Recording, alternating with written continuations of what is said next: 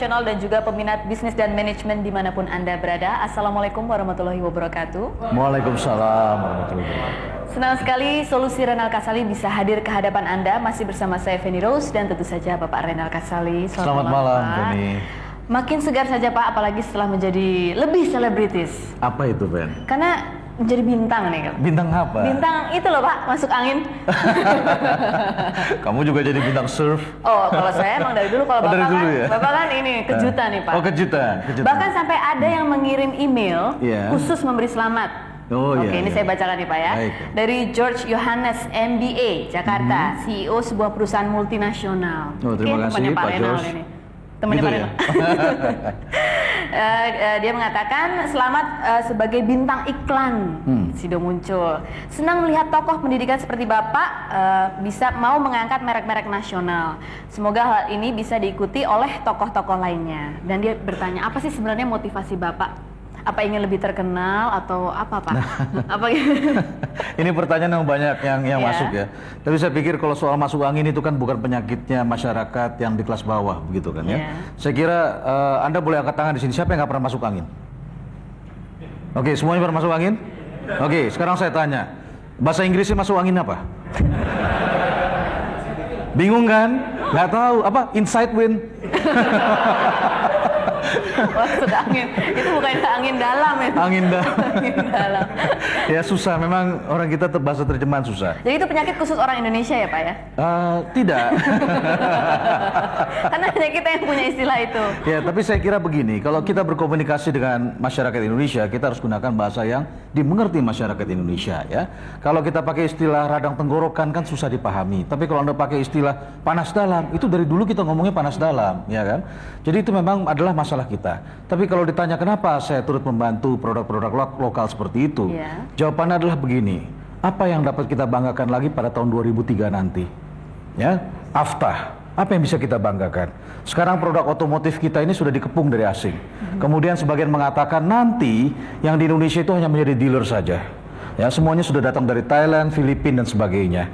Yang bisa kita andalkan saat ini adalah produk-produk seperti katakanlah rokok, kacang, ya, permen, teh botol, ya seperti itu, dan tentu saja jamu.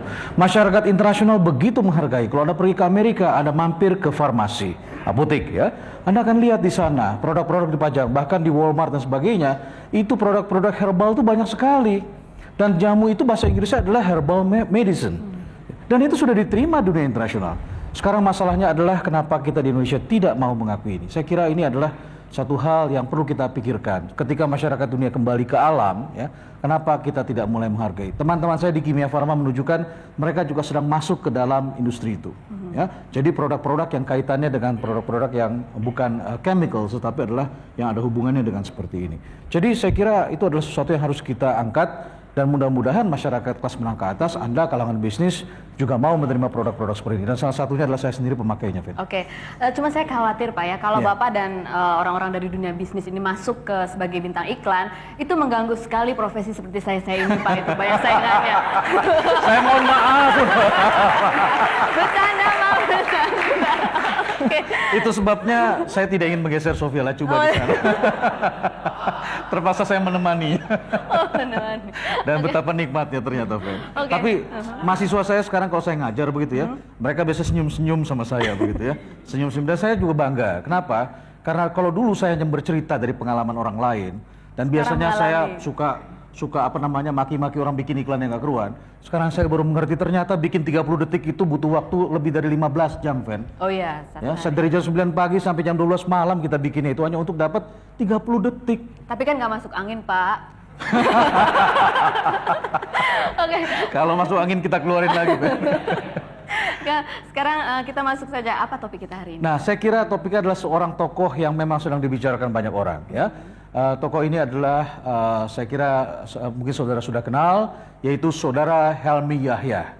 Ya, bagaimana Helmy Yahya merintis karirnya dan bagaimana sekarang dia bisa besar di dunia broadcast. Ya, saya kira ini banyak hal yang bisa kita pelajari dan Anda semua bisa belajar langsung nanti dari Helmy Yahya. Oke, baik pebisnis, kalau begitu Anda jangan kemana-mana, tetap di stasiun NTV karena kami akan segera kembali, tapi setelah kegiatan bisnis yang berikut ini dulu.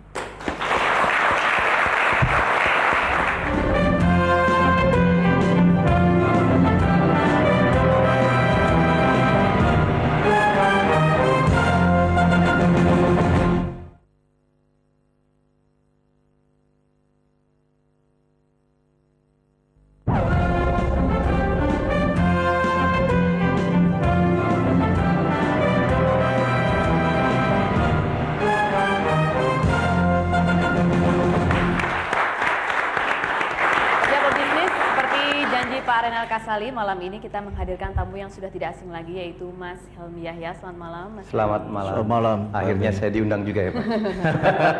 Satu kehormatan ini bos saya ini. Bisa aja. Mas Helmy sering menyaksikan Solusi Renal Kasali. Oh iya, oh Oke. iya. Saya tidak heran kalau Anda terinspirasi untuk turut membawa buku juga seperti Oh iya, Mas. saya nggak mau kalah saingan di Jawa. Oke. Jadi kita belajar dari gurunya, boleh dong yang gurunya ya.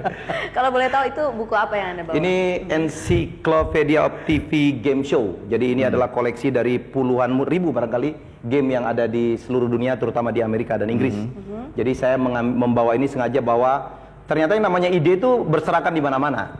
Ya, jadi kita terlalu naif kalau kita mengklaim membuat sesuatu acara TV, kita klaim itu original, karena bisa saja di Uzbekistan ada, di Kazakhstan ada, atau mungkin di negaranya Osama bin Laden pun ada. Ya, jadi saya merasa bahwa kita nggak mungkin lah mengklaim sebuah acara atau apapun program TV yang kita buat original. 100% original. Tidak mungkin, tidak Dan mungkin. bisa juga terjadi sebaliknya ya. Sekaligus kalau kita dituduh, oh ini jiplak, belum tentu. Belum tentu. Belum tentu. Tapi kalau misalnya yang kan Anda membuat beberapa program TV ya, kuis, itu juga idenya dari sini. Tapi Enggak, saya enggak idenya dari sini, justru dari menonton banyak hal, membaca, diskusi. Istri saya malah seorang pemberi ide yang sangat baik, teman-teman, kemudian juga rekan-rekan wartawan. Dari sana saya memformulasikan, begitu saya buat mungkin akan mirip dengan sesuatu yang ada di belahan dunia sana, dan saya pikir itu sah-sah aja.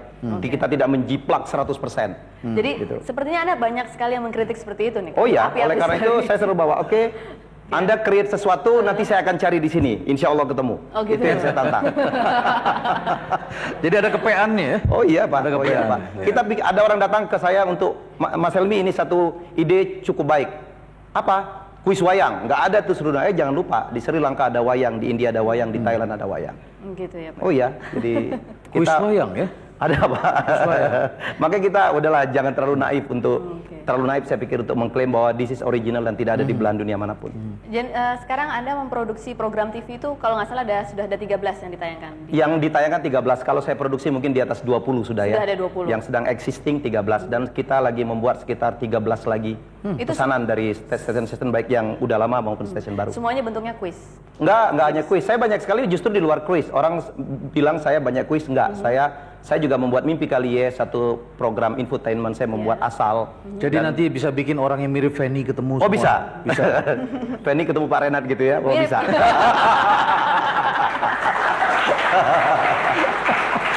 Makin mirip loh tapi Fanny ya. Nah, saya mertuanya, ini mantunya. Oh gitu. Saya kenalkan dia yang itu, Pak. Mertua saya yang perempuan. Oke, ini TV program ya. Tentu awalnya tidak mudah akan menjual TV program. Bisa diceritakan? Karena gini, karena dunia televisi atau dunia seperti yang ini dilakukan adalah dunia yang memerlukan image. Saya bukan seorang artis, saya bukan seorang bintang film, saya bukan seorang bintang sinetron, saya bukan seorang penulis acara. Nobody knows me before. Gitu ya. Jadi saya start betul-betul dari membuat sebuah karya. Berbeda dengan entry yang dilakukan oleh Rano Karno. Dia bintang, kemudian produksi boom, meledak. Dede Yusuf melakukan yang sama, Deddy Mizwar, Dewi Yul. Saya tidak. Saya jauh dibandingkan bintang-bintang itu, tetapi saya merintisnya justru dari produksi. Agak berbeda. Saya setelah berhasil memproduksi baru orang kenal saya. Dan terakhir saya kecelakaan. Begitu saya menggagaskan sebuah kuis, siapa berani. Besoknya on air, sampai hari itu kita belum punya MC-nya, host-nya. Akhirnya saya kecelakaan menjadi pembawa acara. Ya, sejarahnya jadi itu bermula dari kecelakaan? situ. Itu kecelakaan yang sangat saya nikmati, Pak. Baru tadi mau tanya tadi. Ini juga singkatannya adalah MBA. Apa tuh, Pak? Jadi kalau peserta di sini ada kelompok dari MM Prasetya Mulia, ini MBA. Ya. Apa itu, Pak? MC by accident.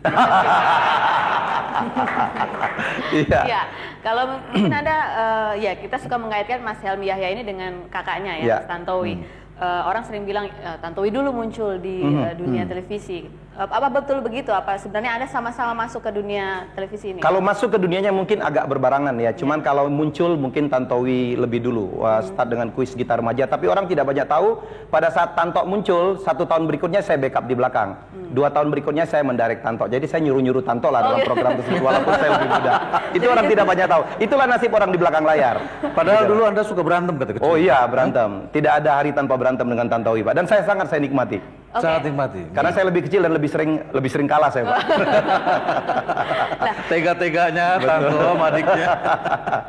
Kalau dulu Anda pernah mendirect Mas Tanto, kenapa sekarang Anda ingin muncul di TV dan didirect orang selain karena kecelakaan itu tadi? Ya, saya kan sebelum muncul di Siapa Berani, saya sudah menjadi seorang presenter acara-acara olahraga ya. Walaupun saya tahu olahraga itu begitu hebatnya pun masih small marketnya kecil sekali. Tidak banyak orang yang kenal saya kecuali orang yang betul-betul fanatik dengan olahraga. Dan saya sangat bahagia saya akhirnya bisa, orang yang tidak olahraga akhirnya saya bisa menjadi seorang presenter olahraga. Saya tidak ngerti basket, saya jadi presenter basket. Saya tidak mengerti tinju, saya menjadi presenter tinju. Saya pikir kita harus belajar. Itu apa karena keinginan atau karena kecelakaan kalau presenter olahraga? Itu mungkin keinginan. Kenapa? Kalau di Siapa Berani kasusnya saya waktu itu sudah cukup bahagia, mempunyai beberapa belas program dan saya menjadi seorang TV producer yang cukup dikenal gitu ya. Jadi saya pikir sih ya udahlah, nasib saya udah di belakang layar aja. Dengan di belakang layar aja udah kenal saya. Kalau Pak Renat tuh kenal saya karena ada Joshua-nya ya. Jadi nasib saya di belakang layar. Tapi apa boleh buat, akhirnya saya terpaksa muncul. Terpaksa muncul. Oke. Terpaksanya dalam tanda kutip. Oke, kalau kembali ke program TV tadi agak susah menjualnya. Pertama itu apa Anda menjual ide kreatifnya atau dibuat demonya terlebih dahulu? Enggak, saya tidak pernah membuat ide. Ya. Saya bersyukur karena 10 tahun saya dididik oleh Ani Sumadi. Nama saya itu dengan Ani Sumadi udah nempel. Jadi orang-orang udah percaya. Pada saat saya membackup Ani Sumadi menjadi orang kedua, saya diperkenalkan dengan network dunia televisi. Kemudian jadi orang-orang advertising sudah kenal saya bahwa bagian kreatif di Ani Sumadi adalah saya. Jadi begitu saya keluar dari Ani Sumadi akhir tahun 98, malah mereka datang kepada saya untuk menawarin beberapa produk. Jadi alhamdulillah saya tidak pernah menderita sampai membuat model, ditolak pula, kita udah invest. Karena dekor itu mahal sekali biasanya kalau kita membuat sebuah program. Jadi alhamdulillah saat ini kalau ada orang yang menyuruh saya bikin program tapi buat model dulu, ya udahlah nanti dulu deh. Gitu loh. Karena artinya dia tidak percaya saya. Tapi akhirnya apa? Bukannya saya arogan. Kenapa? Karena saya udah proven membuktikan beberapa belas acara. Alhamdulillah ratingnya cukup tinggi dan semuanya saya buat tanpa model. Ya, jadi banyak sekali orang yang menjual proposal. Proposalnya jauh lebih menarik dari realisasi. Itu kebanyakan. Gitu. Di saya barangkali ada pernah acara kayak Mimpi Kali ya, proposalnya hanya 1 halaman. Saya tinggal telepon, saya punya gini, close langsung kontrak. Oh gitu. Jadi itu keuntungan Anda karena sudah punya jaringan. Makanya untuk itu memang perlu proses ya. Orang tidak pernah tahu bahwa di belakang saya ada 12 tahun pengalaman. Saya start dari Ani Sumadi, mulai dari hanya bikin soal gitu ya. Pelan-pelan saya belajar. Background saya S2 saya pun accounting. Saya tidak pernah belajar televisi sama sekali. Jadi ini menarik sekali Mas Helmi. Itu masih banyak sekali yang harus diceritakan. Dan cepat sekali Mas Helmi ini kalau bicara ya. Iya, kalau ngundang saya harus 3 jam, 2 hari 2 malam mungkin ya. Bener, Ben. Tapi ditambah, Ben. Ditambah dengan artinya apa? 3 hari 3 malam tapi saya diem aja gitu. Setengah jam itu ngundang saya pelecehan sebenarnya. Ini bahayanya kalau mengundang Mas Helmi. Oke, baik, berbisnis dan kemana-mana karena kami akan segera kembali. Tapi setelah kegiatan rekan-rekan kita berbisnis berikut ini.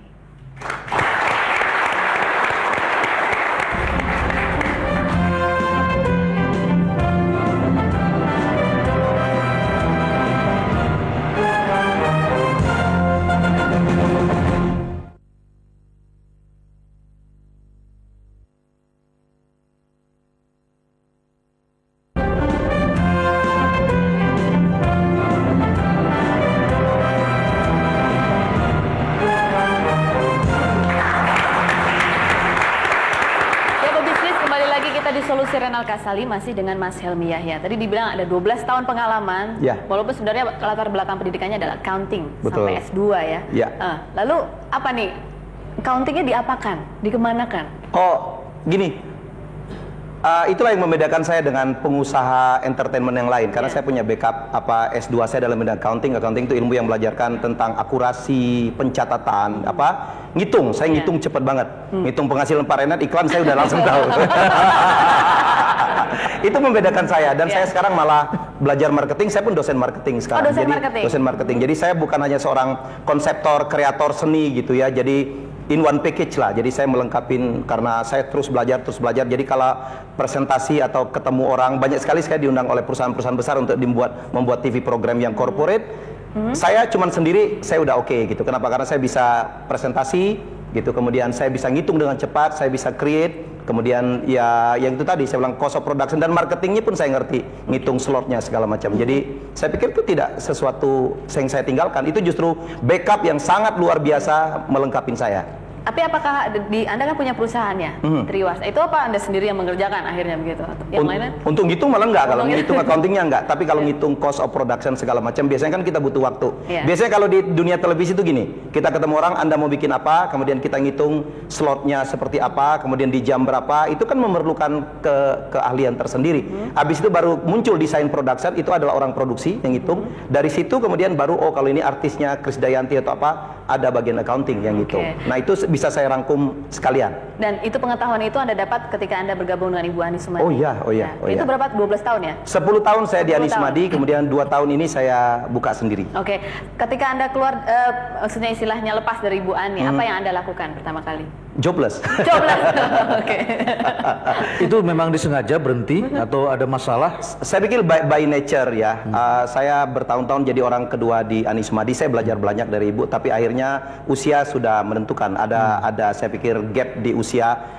Visi kita beda, filosofi beda. Kemudian dunia televisi pun udah berkembang cepat. Dulu kan zamannya TVRI aja, begitu datang televisi swasta, istilahnya pun sudah berubah. Barangkali saya berbeda gitu. Berbeda, akhirnya saya pamit dari Ibu, saya keluar, dan alhamdulillah ternyata keberanian saya ya akhirnya terbalas gitu. Kenapa? Karena saya bukan orang yang berani-berani amat sebenarnya. Saya penakut sekali. Anda kebayang saya di Ani Sumadi 10 tahun dengan godaan demikian banyak, orang minta saya ke station, minta ada production house besar meminta saya menjadi manajer, direktur, ada yang nawarin saham. Toh saya tetap setia dengan Ibu.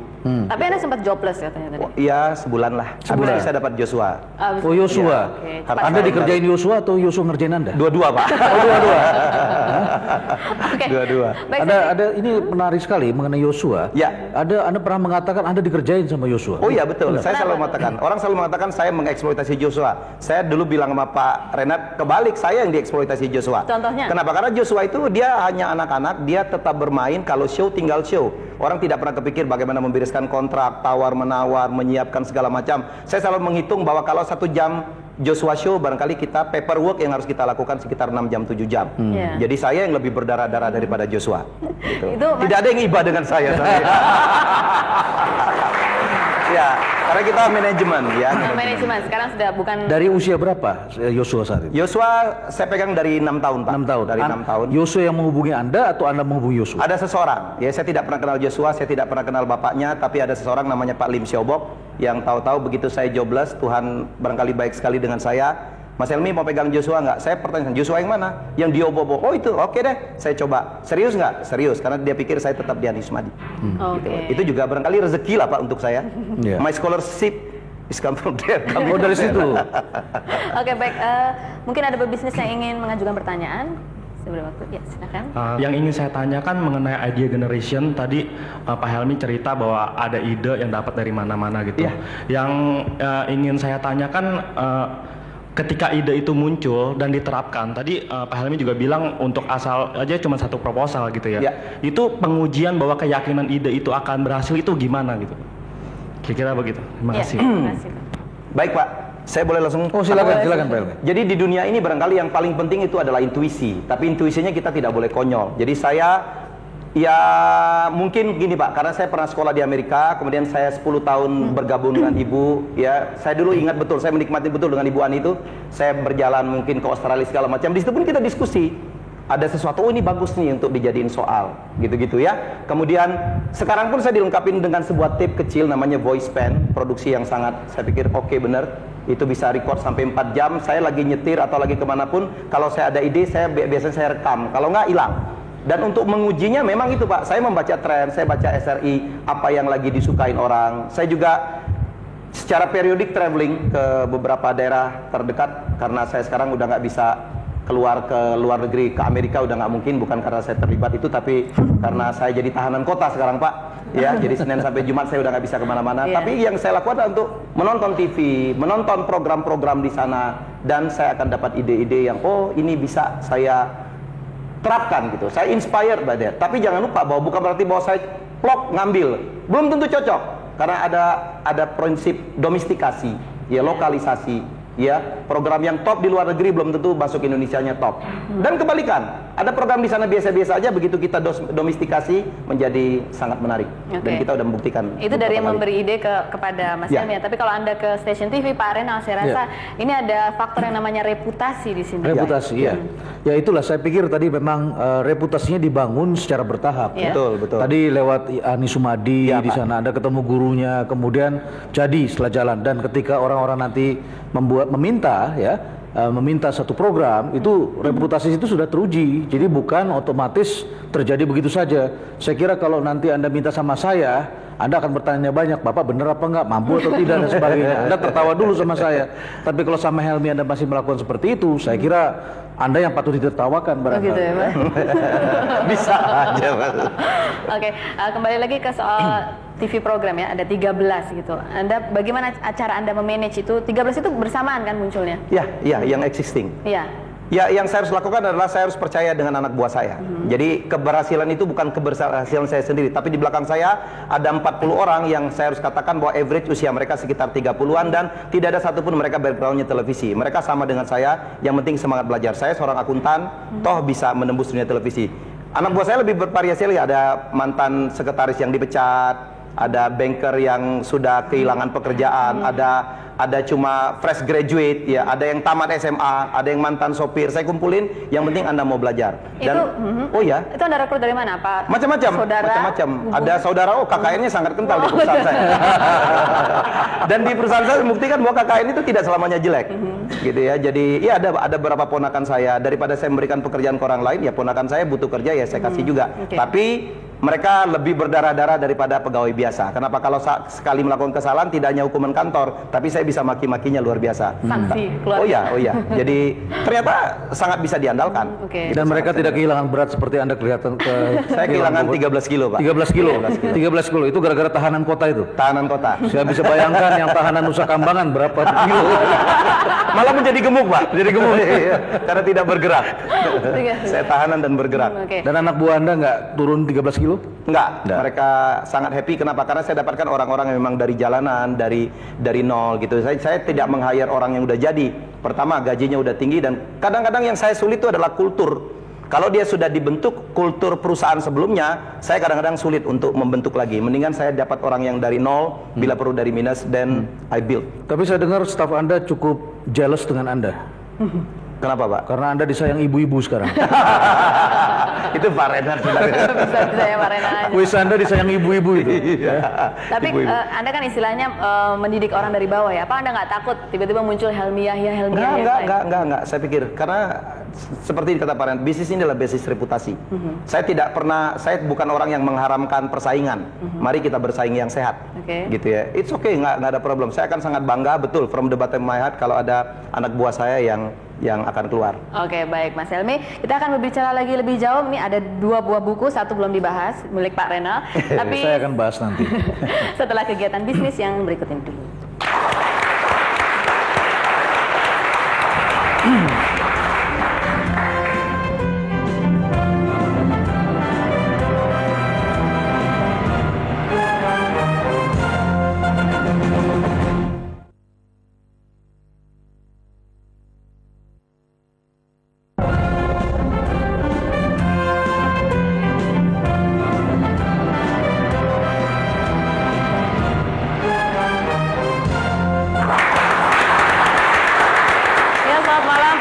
Baru saja bergabung di Solusi Renal Kasali, sangat menyesal saya mengatakan bahwa Anda sedikit terlambat nih, banyak terlambatnya. Tapi nggak apa-apa, tamu kita malam ini adalah Mas Helmi Yahya.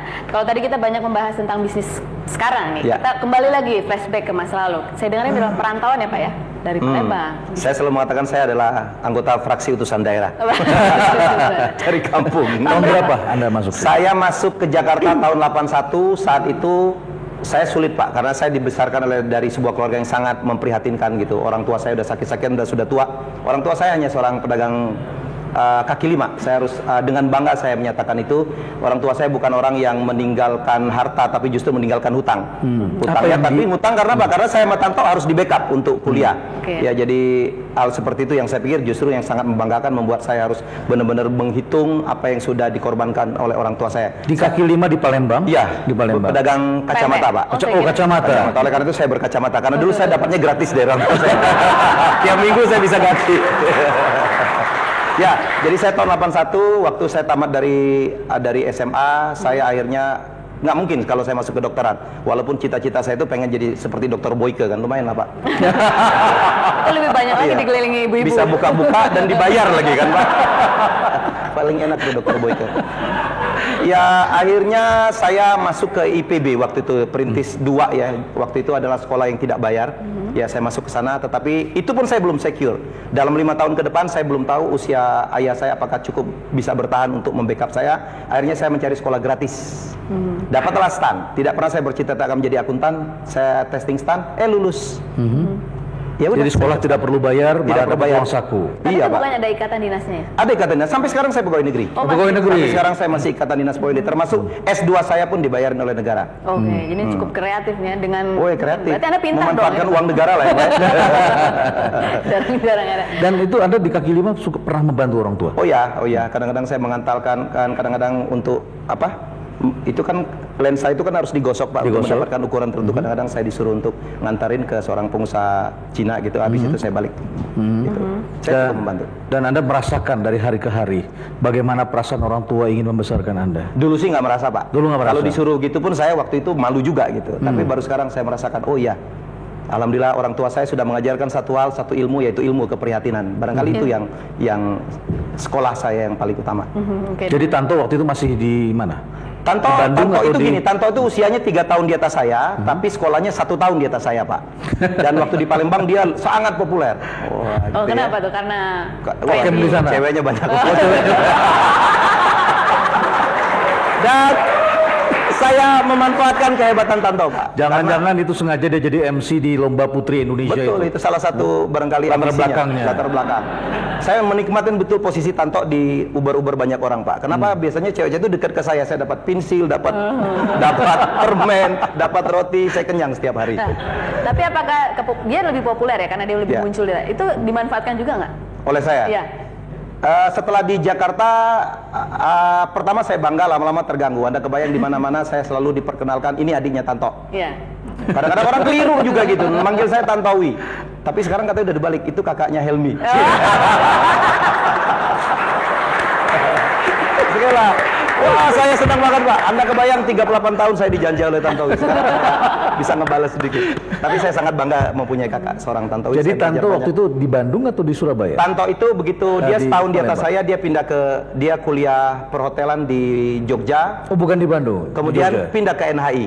Bandung. Nah itu level kita sama Pak. Dia di NHI, saya di STAN. Anda boleh tanya Tanto, ternyata dia itu begitu dominannya dengan saya, tapi ada satu ketakutan waktu kecil. Dia takut tersusul saya Pak, karena saya dulu ranking terus. Takut lulus duluan. Dan ternyata benar kita pernah satu level. Satu level. Saya sama-sama tingkat 1. Oke. Anda bilang tadi Anda bangga sekali dengan Mas Tanto. Oh iya. Memberi inspirasi mungkin. Memberi inspirasi, saya juga belajar banyak untuk menjadi seorang MC yang baik. Saya mengatakan bahwa MC terbaik di saya itu ya KKN banget, kakak saya sendiri. Dan saya belajar banyak, kita saling menasehati, saling memberikan masukan gitu, termasuk dia tampil jelek di TV, lu jelek banget segala macam. Dan dia juga begitu. Termasuk pulpen ternyata tidak boleh di sini, saya belajarnya dari Tanto Pak. That kind of thing. Oh, tidak boleh di sini? Tidak boleh di sini kalau pakai jas. Ya. Oh, kalau pakai jas. Kalau pakai jas. Ya. Mestinya di dalam atau apalah. Jadi saya. Tapi kalau jam tangan boleh di sini? Boleh. Boleh. boleh. Maksud saya kalau pakai jas. Anting-anting yang enggak pakai. Kalau Pak Renat tampil anting-anting boleh juga. Kalau pakai vest konsultasi. Pakai vest oke. Terus sejauh mana lagi dia menginspirasi apa dalam pembuatan program TV ini? Enggak, justru kalau untuk televisi Tanto mungkin lebih banyak belajar ke saya karena kita walaupun kita di segmen maksudnya di dunia yang sama entertainment, tapi segmentasi kita sangat beda Pak. Saya lebih banyak ke televisi dan Tanto lebih banyak di dunia off air dan dia juga masuk di dunia rekaman. Ada yang mengatakan Tanto ke TV karena Anda. Enggak juga Pak. Enggak juga. Itu fitnah tuh. Fitnah. Tanto sudah dulu di gitar remaja. Gitar remaja. Dan saya belajar banyak. Kenapa? Karena waktu saya di Ani Sumadi, pekerjaan saya adalah floor director yang kerjanya adalah mengarahkan MC. Saya pernah mengarahkan MC yang demikian luar biasa, Kus Hendratmo ya, Tantowi Yahya, Kepra, kemudian Aom Kusman, Bruri Pesulima. Jadi saya justru Idang Rasidi. Jadi justru saya belajar Pak. Itulah yang saya pakai begitu di Siapa Berani. Mungkin saya tidak mengalami kesulitan sama sekali. Saya belajar. Saya tidak boleh tampil blank seperti itu karena kalau itu kita tidak confident. Oke. Berarti kalau di dunia MC Anda cukup mempunyai segmen yang hampir sama dengan Mas Tanto. Iya. Tapi nggak sampai ke Putri Indonesia kita Pak ya. Tapi kan di sampingnya Noni Jakarta. Oh iya. Jangan mancing-mancing apa. Oke. Tadi dikatakan bahwa Mas Tantowi tadi lebih ke event organizer. Apa Ya. Anda tidak punya rencana suatu hari nanti akan juga terjun ke bisnis? Saya udah juga. Oh, sudah Saya juga? Saya bercounterpart dengan karena saya sumber daya manusia sangat terbatas. Saya setiap kali dapat job, saya outsourcing. Saya berpartner dengan Ati Ganda, dengan Ingrid Wijanarko. Ingrid, ya. Jangan menolak rezeki lah. Ya kan? Jangan menolak Dan rezeki. jangan menguasai sendiri. Oke, ya menarik sekali. Tadi saya janji loh ya, ada buku yang akan dibahas dari Pak Iya. Renal ya. Tapi ternyata masih banyak lagi yang akan digali. Betul. Nah, setelah ini Pak Renal nggak bisa lari kemana-mana, karena memang sudah saatnya buku itu dibuka, dibahas mengenai membedah Mas Helmi Yahya. Saya sebetulnya lebih senang memilih diam sebetulnya. Jadi saksi. Pak Renal hati-hati loh, besok-besok Mas Helmi yang menggantikan tempat Bapak. Baik pebisnis, kami akan segera kembali tapi setelah kegiatan bisnis yang satu ini dulu.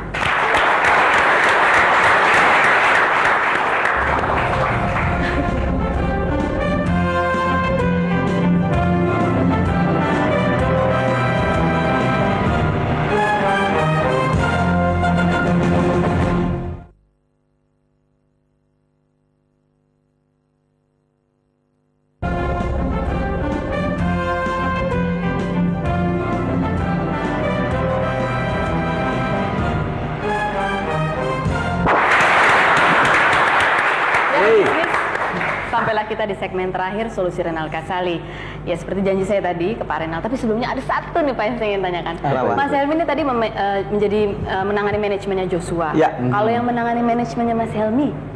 Ya small team lah, saya kan belum serepot Joshua gitu kan, karena Joshua kan tidak bisa manage, saya masih bisa manage sendiri. Masih bisa manage ya sendiri. saya sekarang saya belum tega lah, saya punya beberapa orang yang membackup itu, tapi kalau untuk presentasi dari klien segala macam untuk nangkep produk knowledge, saya datang sendiri.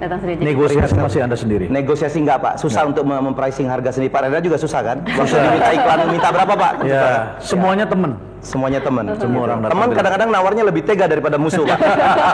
Dan Anda tahu konsumen Indonesia Kenapa? teroris. Ini curhat jadi.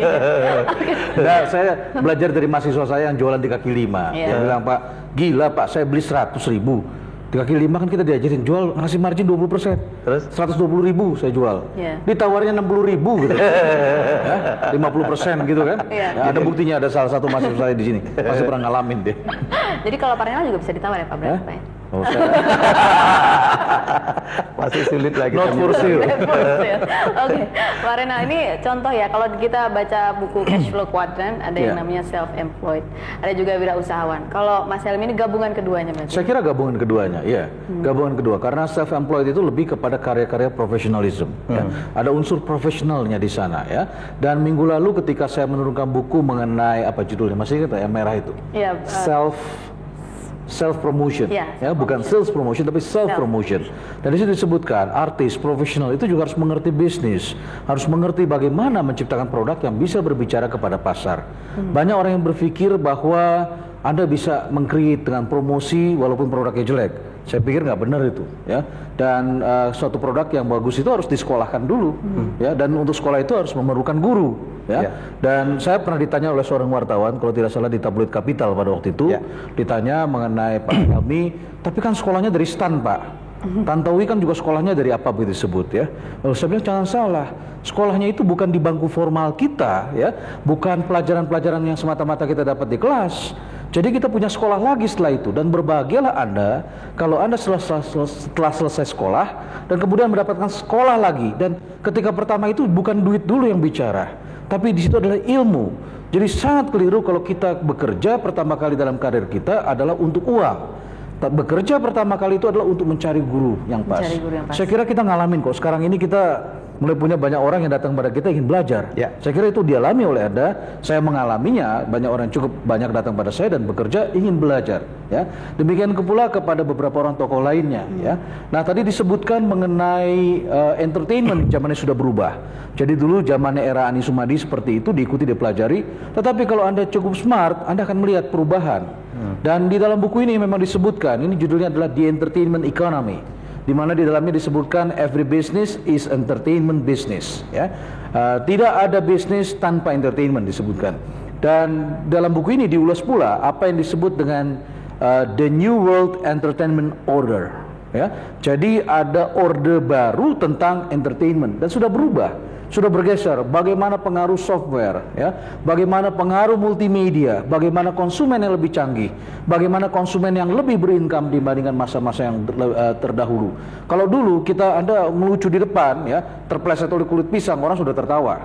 Dulu Benyamin misalnya, ya, dorong temannya, dia temannya lagi dorong mobil, ya, mobil itu mogok, mobil didorong oleh teman-temannya, dia bukan dorong mobilnya, dia dorong pantat orang yang dorong. Ya, dulu orang sudah cukup tertawa, tapi di sini tidak ada yang tertawa. Kenapa? Karena zamannya sudah berubah. Kita tidak bisa lagi menggunakan cara-cara yang sama. Sudah berbeda sama sekali. Nah, ada satu buku yang sebetulnya saya tadi ingin bawa tapi tidak sempat terbawa. Itu adalah ditulis oleh Stephen Kelly yang berjudul adalah The Power of Followership. Banyak dari antara kita yang ingin selalu belajar leadership, ya. Seakan-akan kita selesai sekolah bisa langsung jadi leader, gitu ya. Banyak yang bermimpi begitu. Saya kira keliru. Ketika Anda selesai sekolah, itu Anda harus menggunakan pertama kali adalah followership, ya. Bagaimana Anda menjadi follower, menjadi pengikut terlebih dahulu. Orang-orang yang keluar dari katakanlah Anda tamat SMA masuk Akabri, ya. Akabri, Akmil, di sana Anda harus belajar itu, followership. Dibotakin rambutnya, kemudian cara jalan Anda dirubah, cara Anda mengucapkan kata-kata dirubah, Anda harus menjadi followers di sana, ya. Demikian pula katakanlah di eranya Plato dulu, filosof. Di eranya Sigmund Freud ketika dia mendidik anak buahnya. Itu datang seperti ada satu proses magang di sekitarnya. Mereka belajar mendengarkan apa kata guru. Di pesantren Anda lihat, ya. Beberapa kiai dia memilih siapa ini anak-anak muda di santri-santrinya yang potensial. Dan kalau itu cukup potensial, itu sering diajak oleh kiainya. Cuma biasanya ini masih ada hubungan kekerabatan, ya. Nah, semakin modern tentu semakin bergeser.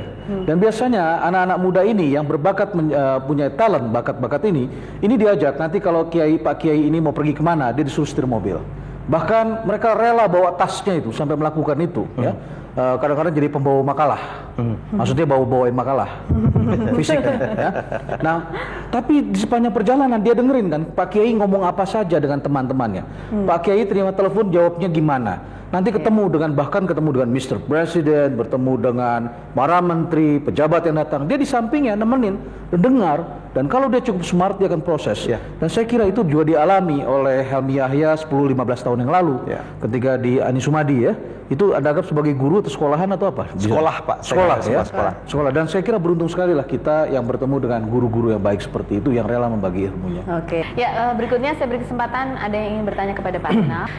Saya bisa dikatakan seorang yang baru saja memasuki dunia kerja barangkali. Dan saya pernah juga mendengar satu training yang menarik tentang being the smart worker, not only hard worker. Saya ingin mengaitkan itu dengan followership yang tadi Pak Renald bilang. Dalam banyak kasus kita temukan ada benturan dengan kultur gitu loh Pak, dalam organisasi di mana kita menjadi follower gitu. Ketika kita menjadi follower dan mencoba untuk menunjukkan bahwa I'm not only the follower, saya bisa melakukan sesuatu, kultur kita menolak gitu loh untuk menerima perubahan-perubahan seperti itu. Barangkali Pak Renald bisa kasih kiat-kiat gitu ya, bagaimana kita bisa merubah pelan-pelan kultur yang katakanlah selalu menekankan pada senioritas hal-hal yang seperti itu. Terima kasih. Ya, terima kasih Mbak. Ini apakah harus seperti Mas Helmi keluar? Bisa dulu. Ya, yang ideal itu kalau kita selesai sekolah tadi saya katakan adalah Anda cari perusahaan atau cari orang yang bisa menjadi tempat Anda belajar. Ada sejumlah perusahaan itu gajinya tidak besar tetapi trainingnya bagus, ya. Nggak apa-apa Anda dapat itu, nggak apa-apa ya. Syukur-syukur Anda bisa dapat trainingnya bagus, gajinya besar. Asik kan? Asik, ya? Asik bener itu lo dapat itu ya. Punya daftarnya nggak Pak perusahaannya Pak? Biasanya berhubungan terbalik biasanya. Ya. Tapi kalau Anda gajinya kecil, training nggak ada, udahlah. Ya. Apes itu namanya ya. Ya, lebih baik kita tinggalkan saja lah ya, karena disinilah kemungkinan kita terbentur ya. Berbagai teori mengenai change ya, change management itu menjelaskan change itu hanya dimungkinkan kalau di dalam organisasi itu ada yang disebut change ability, kemampuan untuk berubah, dan kemampuan berubah itu berhubungan sangat signifikan ya dengan adanya training, pelatihan-pelatihan, sehingga membuat manusia di sana punya knowledge ya, punya pengetahuan yang cukup baik, dan mereka terbuka, mereka tidak merasa terancam karena ketidaktahuan ya. Nah, oleh karena itu selalu carilah tempat-tempat yang seperti ini di mana bisa membentuk diri ya. Kalau saya disuruh memilih yang gajinya besar atau yang trainingnya besar, saya pilih yang trainingnya besar ya. Kalau bisa dua-duanya memang, tapi salah satu lah kita pilih trainingnya besar ya. Jadi itu yang penting sekali, kita harus cari yang seperti itu. Nah, problemnya memang terasa dalam aspek budaya ini ya. Tapi saya kira ini bergeser perlahan-lahan. Ketika Anda ingin belajar, Anda akan bisa jadi tampak sangat berbeda dibandingkan teman-teman Anda. Di universitas, di kalangan mahasiswa, kalau ada satu mahasiswa, dia misalnya sehari-hari adalah dia bawa buku, ya, terus kemudian orang teman-temannya pulang, nongkrong di mana-mana, dia tetap baca di perpustakaan, itu jadi pembicaraan negatif biasanya. Pembicaraan negatif, kenapa? Sebenarnya simple, karena yang lain merasa terancam kan? Oke, ini sepertinya ada agak-agak apa ya? Curhat gitu sih. Curhat. Pak Renal pasti orangnya. Oh, enggak.